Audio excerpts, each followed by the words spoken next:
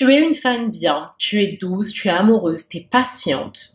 Mais bizarrement, en amour, tu attires toujours les pires mecs de ta vie. Tu attires les hommes qui ne savent pas te traiter à ta juste valeur. Alors pourquoi? Est-ce que c'est un manque de chance ou est-ce que c'est beaucoup plus profond que ça? Alors dans cette vidéo, je vais te dire pourquoi les femmes bien attirent parfois les pires mecs en relation amoureuse et surtout comment cela peut venir en fait du fait que ton énergie féminine soit blessée et donc qu'elle va jouer un rôle majeur dans tes relations.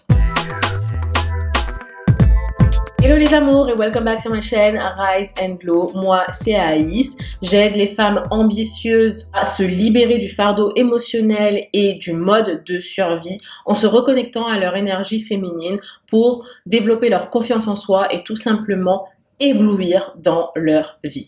Alors si ce genre de contenu te plaît, n'hésite pas à t'abonner ici. Tu retrouveras également cet épisode sous forme de podcast sur Apple Podcast et Spotify, donc n'hésite pas à noter le podcast sur ces différentes plateformes. Également dans la description box, tu pourras trouver mes produits gratuits, que ça soit le planificateur gratuit ou le plan Glow Up. Donc n'hésite pas à consulter ces produits, je les ai créés spécialement pour toi.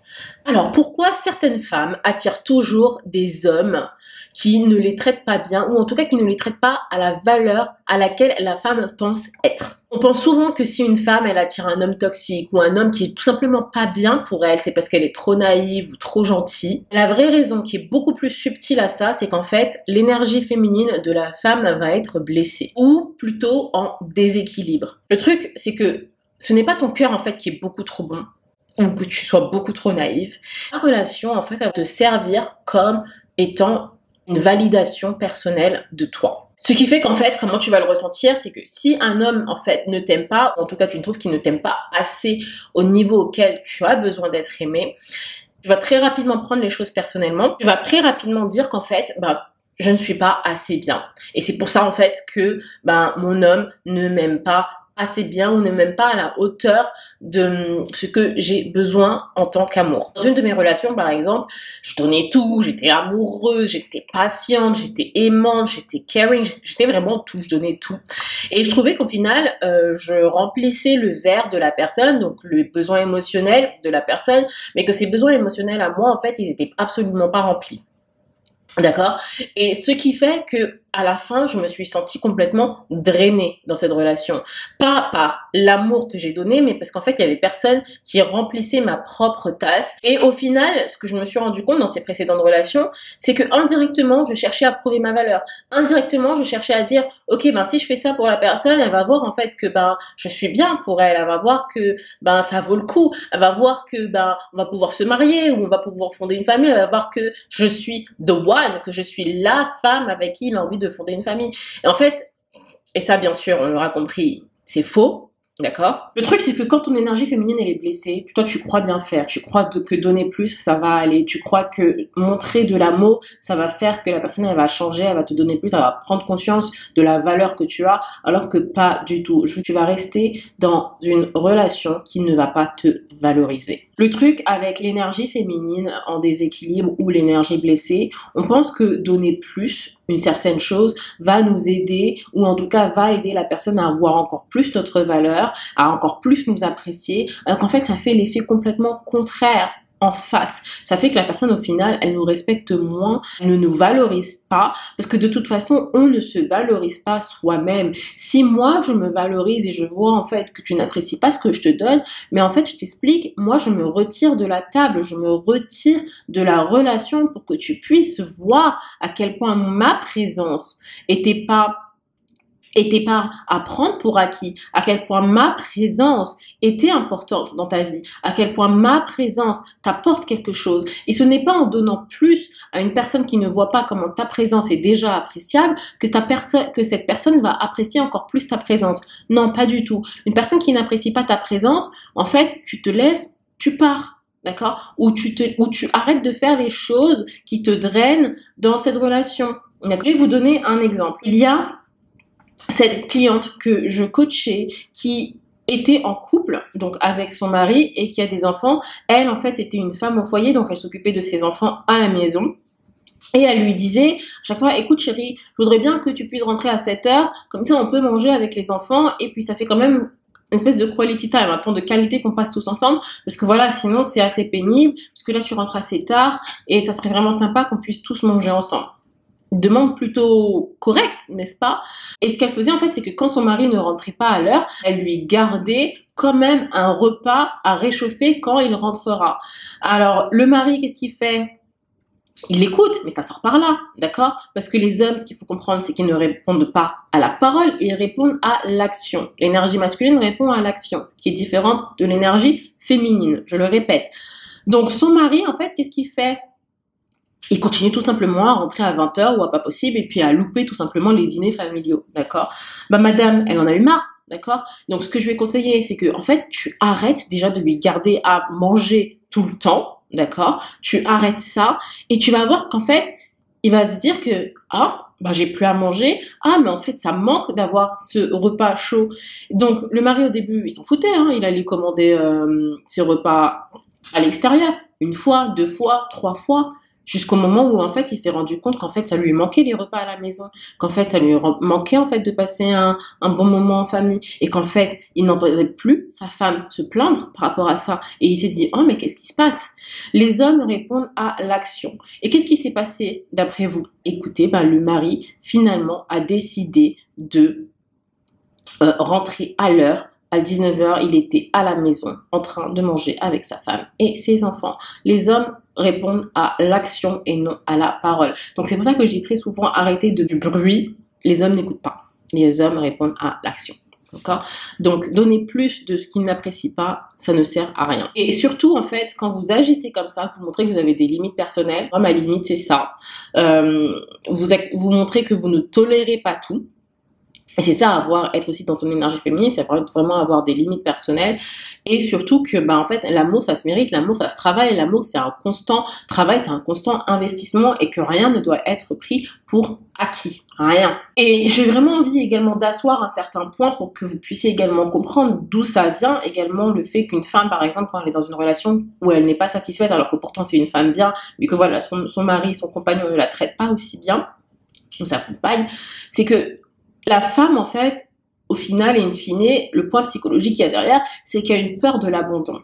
Et quand on a cette peur de l'abandon, c'est déjà, ça vient probablement de l'enfance ou d'un point traumatique qui s'est passé dans la vie de la femme, c'est que quand tu vas avoir la peur de l'abandon, ça va être très difficile pour toi, déjà en tant que personne, d'abandonner une situation ou d'abandonner ton partenaire. Donc tu vas rester, parce que toi, tu as déjà cette peur de l'abandon, donc tu n'aimes pas en général pratiquer cette peur de l'abandon envers les autres. Très souvent, les personnes qui ont la peur de l'abandon, elles vont rester dans des relations où elles ne sont pas valorisées, elles vont faire plus pour que les personnes en fait ne les abandonnent pas.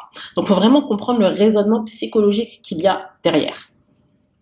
Alors si tu te reconnais déjà dans ces différents exemples, sache absolument pas une fatalité et qu'il y a une solution pour s'en sortir. Réserve avec moi tes 30 minutes gratuites, on en parle, les informations dans la description box. Le deuxième point qui va expliquer ce phénomène, c'est que tu vas accepter des miettes, que tu vas te contenter tout simplement de peu. Et en fait, le raisonnement que tu as dans ta tête, c'est ok, il ne me donne pas tout ce que j'ai envie, mais au moins il est là, au moins il est fidèle, au moins il rentre à la maison. C'est quoi ça? Maintenant on se contente de peu. Le truc en fait, ce qui va se passer, c'est que tu as toujours peur en fait d'asseoir tes besoins et de dire ok, moi j'ai besoin de ça, j'ai besoin de ça, j'ai besoin de ça dans cette façon-là, j'ai besoin de ça à cette fréquence-là, clarifier tes besoins. Ça, tu n'arrives pas à le faire. Tu as également peur que la personne elle s'en aille, ou que penser que la personne va se dire non mais en fait t'en demandes trop, tu vois.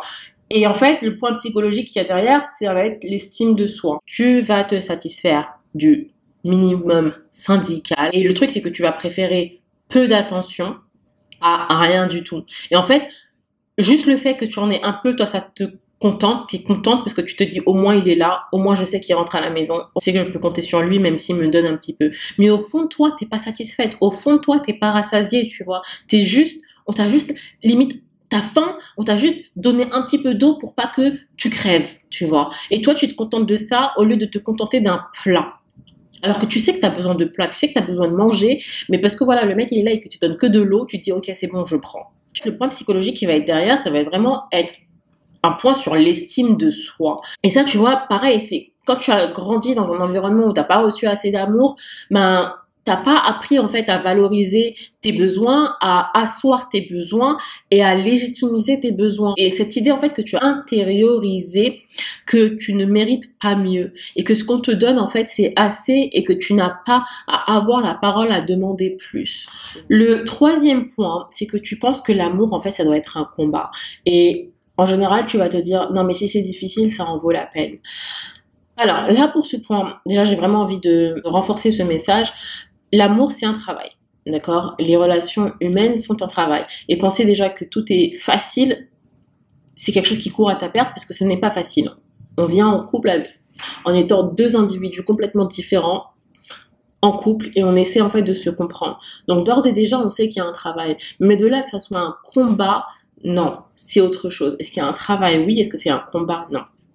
Et donc, il faut vraiment faire la différence. Et très souvent, en fait, ici, comment ça va se passer? C'est que tu vas entrer en relation avec des personnes que tu as dû convaincre, tu vois, ou que tu as dû persuader. En général, ces personnes ne voulaient pas forcément être avec toi en couple et tu les as persuadées, tu les as convaincues, tu leur as montré ta valeur pour qu'elles te choisissent. En fait, indirectement, c'est comme si tu associais le combat, donc travailler dur pour être en relation, à ta valeur. Bah oui, plus je travaille dur, plus la personne elle voit qu'en fait j'en vaux le coup et donc la personne va vouloir être en couple avec moi. Et c'est pour ça que tu vas associer très rapidement le plus c'est dur, plus ça en vaut la peine et plus in fine j'obtiens ce que je veux. Et très souvent du coup tu vas normaliser la souffrance en amour, tu vois. Et ça, ce qui fait que tu attires très souvent des relations toxiques ou des relations où tu ne te sens absolument pas bien et tu es dévalorisé. Et très souvent en termes psychologiques, ça vient d'un point où tu sens que l'amour en fait est conditionnel. Et peut-être que ça s'est également développé dans l'enfance. Une femme a appris qu'elle devait toujours prouver sa valeur pour être aimée, toujours faire quelque chose pour être aimée, faire plus, donner plus, être au service de la personne, être là pour la personne pour justifier que ok, ben, je peux être aimée parce que j'ai fait A, B, C ou D, tu vois. Et très souvent, ça va te pousser également dans ton énergie masculine parce que tu vas toujours être dans le faire, tu vois. Et tu vas faire, en fait, pour prouver ta valeur, tu vois. Et donc là, ce qui va créer, du coup, ce déséquilibre entre ton énergie féminine et ton énergie masculine. Le quatrième point, c'est que tu as peur de poser tes limites personnelles. Parce que tu te dis que, ben, si je pose des limites, la personne, elle va partir. Ou si tu lui dis tout simplement ce que tu ressens, ben, la personne, elle va partir. Parce que tu penses indirectement que t'as pas raison, tu vois, ou t'es pas légitime de poser des limites, t'es pas légitime de dire non. Et que, aussi, et c'est ce que je dis dans pas mal de mes vidéos, c'est très rare en fait qu'on nous, en tout cas, ok, je parle dans mon cas, on nous apprend pas forcément à dire non dans l'enfance. On nous apprend à dire oui. On dit non, mais dans l'enfance, on va nous dire non, dis oui, dis oui, dis oui. Et donc, la première fois en fait qu'on va commencer à poser ses limites personnelles, ça va être tellement difficile, on va être en mode oh my god j'ai dit non, oh my god la personne elle va me repousser, oh my god la personne elle va me rejeter. Alors que pas du tout en fait, hein. Les non sont plus un moyen en fait de dire aux gens ok ben voilà en fait mon mode d'emploi, voilà ce que je fais, voilà ce que je ne fais pas. Et je te dis pas non en fait pour pas qu'on joue ensemble, je te dis non en fait pour que tu connaisses mon mode d'emploi. Ça c'est non ici et là c'est oui. Et je te dis ça pour qu'on joue ensemble, tu vois. Faut plutôt le prendre comme ça. Ce sont en gros les règles de jeu pour jouer avec moi. D'accord? Et en fait, le truc, c'est que quand une personne, elle va pas savoir dire non, elle va se sacrifier. Parce que, au lieu de dire non, elle va dire oui. Et donc, ça veut dire qu'en fait, elle fait la guerre, en gros, avec soi-même. Je vais faire la guerre avec moi-même parce que j'ai dit oui aux autres. Et en gros, je me dis non à moi. Et donc, les besoins d'autrui vont toujours passer au-dessus de mes propres besoins. Ce qui est très dangereux parce qu'en fait, du coup, on s'abandonne soi-même. On a peur au final, et pourquoi on a peur de dire non? Parce qu'on a peur d'être rejeté. Et aussi, on se dit que pour être en amour, je dois accepter les besoins des autres. Et que, en fait, mon besoin, il n'est pas primaire. Et ça, on en revient encore avec la peur de l'abandon. Je fais les choses pour ne pas être abandonnée à la fin. Donc, je donne plus pour être acceptée. Et ce qu'il faut comprendre, c'est que c'est un des besoins nécessaire pour l'être humain et pour la survie de l'être humain de faire partie d'une communauté. D'accord? C'est dans la pyramide de Maslow, c'est un des besoins nécessaires de la survie de l'être humain. Donc, une femme qui va se dire « je donne et je ne dis pas non », c'est parce qu'en fait, elle a envie d'être acceptée. Pour elle, c'est nécessaire, c'est primordial à sa survie. Parce qu'elle se dit que si elle n'est pas acceptée, en fait, elle ne survivra jamais d'être seule. Jamais. Et enfin, le dernier point, que j'adore, hein, parce que je pense qu'on l'a tous eu, en tout cas personnellement moi je l'ai eu, ça va être le syndrome du sauveur. On a envie de sauver l'autre personne, on a envie d'être la personne qui en fait lui a montré la lumière, même si au fond, toi-même, t'es complètement dans le noir. C'est ça le pire, tu vois. Et ça, en fait, pourquoi? C'est parce que ça va encore une fois justifier ta valeur. Tu vas te dire que, ok, j'ai sauvé cette personne. Ok, je lui ai montré ce que c'était l'amour. Ok, je lui ai montré ce que c'était enfin d'être aimé, d'avoir une personne qui est à ses côtés dans les hauts et dans les bas, alors que toi-même, t'es complètement au fond du gouffre, tu vois. Mais tout ça parce qu'en fait, tu ne connais pas ta valeur. Tu ne connais pas ta valeur et tu acceptes les miettes et tu acceptes en fait de faire et de mettre les autres en priorité avant toi. En fait, le truc c'est que là, tu ne vas attirer que des personnes qui vont profiter de ta bienveillance, tu vois. Parce que eux, t'inquiète pas qu'ils le voient. T'inquiète pas qu'ils le voient, ils voient très bien ce que tu fais, ce que tu donnes et parfois, ils vont pas le valoriser parce qu'ils vont se dire, bah, elle va travailler encore plus, elle me donnera encore plus. Si je ne la valorise pas. Mais ça, sache-le, ça ne conduit que à ta perte parce qu'en fait, tu es en train de vider ton réservoir. Et comme il n'y a personne en fait qui remplit ton réservoir, tu cours à ta perte. Tu vois. Donc, le syndrome du sauveur, hein, tu as appris que l'amour, en fait, est un sacrifice et surtout qu'il passe par un sacrifice de soi. Et aussi, très, très, très souvent, tu vas avoir du mal, du coup, à recevoir sans te sentir coupable. Et tu as très souvent besoin, quand tu reçois, de donner quelque chose en retour parce que sinon, tu te sens pas légitime de recevoir quelque chose parce que tu te dis, mais pourquoi on me donne alors que moi, j'ai rien donné? Attends, il faut que je donne. Attends, on te fait un cadeau, tu te dis, attends, mon Dieu, il faut que je refasse un autre cadeau. Tu es dans cette incapacité de recevoir parce que tu es, encore une fois, dans ce syndrome du sauveur. Et voilà les amours, la vidéo se termine aujourd'hui. J'espère qu'elle vous aura plu. Tu comprends du coup maintenant que les femmes qui sont bien, pourquoi elles attirent des hommes qui ne les conviennent pas, des bad boys, des hommes toxiques parfois. C'est pas parce que tu es trop gentil, c'est juste qu'en fait ton énergie féminine elle est complètement en déséquilibre ou qu'elle est blessée et donc il va falloir en fait la guérir. Je t'invite à regarder cette vidéo, comment guérir l'énergie féminine, qui va t'aider à mettre en place certains éléments pour guérir ton énergie féminine. Réserve tes 30 minutes gratuites avec moi, on regarde ensemble également quels sont les points que tu peux mettre en place très rapidement pour shifter ce mindset. On se retrouve la semaine prochaine pour 2 nouvelles vidéos et en attendant, prenez soin de vous. Gros bisous!